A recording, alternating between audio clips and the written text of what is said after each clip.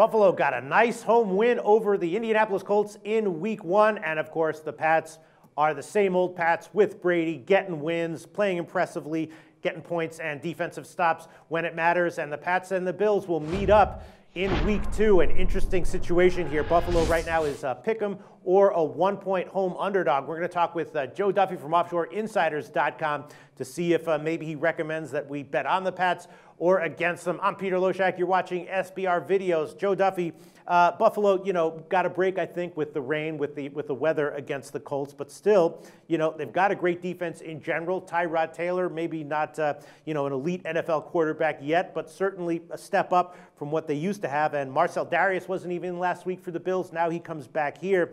But the Pats, the Pats are just the Pats with all the scandals, with all the dramas, all the cheating. It's just Brady to Gronk is just such a formidable offensive weapon. I don't know. If Buffalo was getting 5 points, sure, I'd take them. At just pick them or +1, that scares me to bet against the Pats in any situation. What's your take on this line? Well, I've already heard, a not-so-sharp opinion where people are saying Bill Belichick against a quarterback playing his second game, that's going to be a huge mismatch. But history says otherwise. And if you really buy into the Bill Belichick genius theory, the theory would be that Belichick, he has a lot of game film to go over and make adjustments. In this case, with Tyrod Taylor, he doesn't have much game film to study against him. He really has not done well against first-year quarterbacks, including Geno Smith, a guy who, of course, was coached by Rex Ryan. But against Geno Smith in his first year, the Patriots won by 3 and they lost by 3 in the two meetings. So Taylor, again, he's a young player who obviously is very versatile. He's got athleticism. Even if you believe that Bill Belichick is the greatest defensive genius ever, he doesn't really have that much game film to scheme against him. And Rex Ryan, I think he's one of these guys that he's always going to be a short-term solution. He comes in, going to bring in enthusiasm. Eventually, his act will wear thin, and we're going to worry about that down the line. We'll handicap it much differently. But look, this is a humongous home game for Buffalo.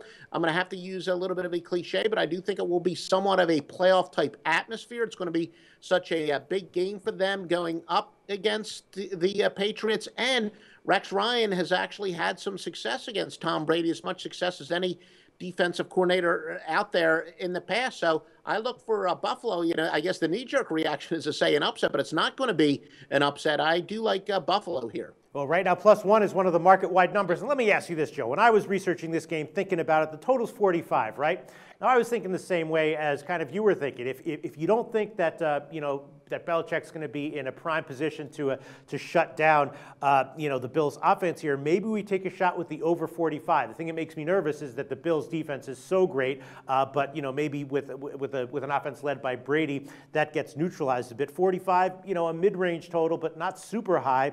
And just looking over some of the games that Buffalo and New England have played in recent years, despite the fact that Buffalo has had such a strong defense in recent years. A lot of these games have been very high scoring and have gone over. Last year, the game in Buffalo went to 44. What do you think about a shot with the over 45?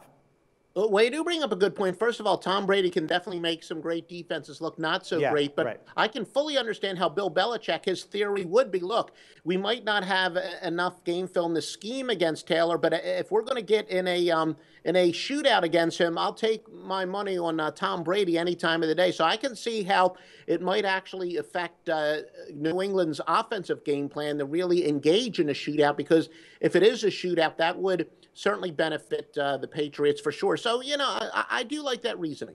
I'm just worried that the Bills are going to have a game plan to sort of protect Taylor and keep it simple, as they kind of did against Indy. And if that happens, then probably that's pressure towards the under, right? Well, they didn't, they were never put in a position where they had to open things up against Indianapolis. Right. That was one of my rare losers. I did have Indianapolis, and even in my analysis, I said I didn't feel comfortable going with a quote-unquote public play, and maybe I should have listened to myself, although the public plays actually did do pretty well last week. I think he's willing to open it up a little bit with Taylor, but if they can get that big early lead like they did against the Colts, there would be no need to, but I wouldn't expect it to be quite as easy this week, so I don't really think that's a likely scenario. I do think that they'll be willing to open it up if they have to. All right, screw it. I'll go official public play with public meaning I'm giving it to the public. I'm going public, putting my reputation on the line. Over 45 in Pats, Bills, and Joe Duffy. Is this going to be a pass for you? Or do you want to, for the purpose of record keeping in these videos, give us an official pick?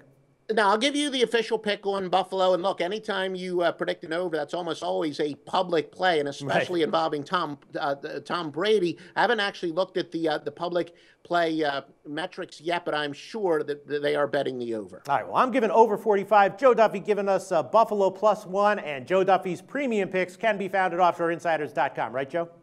You got it. 29 and 16 so far, college and pro preseason and regular season, and a lot more great stuff to come. We said I was able to acquire a lot of great new systems to improve our artificial intelligence, but we know that we don't want to mess too much with proven metrics, so the best got a little bit better in the offseason. Sounds great, Joe. Thanks. Thank you, sir.